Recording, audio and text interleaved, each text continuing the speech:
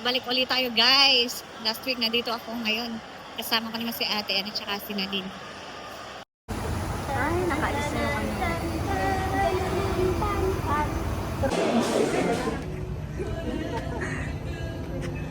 Yan, first itinerary namin dito sa Sentosa for 2025 December. Ayan, ayan. Hi ate. Ay, maganda. Ayan. Kasama ko guys ang Reyna Queens. Ayan, dito kami sa Sentosa.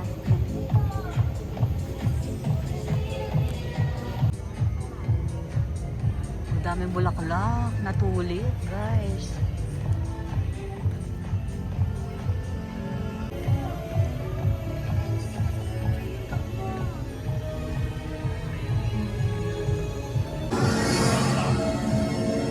Oh, maganda pala dito, honey. Oo, ganda ng bulaklak. Ayan, sige.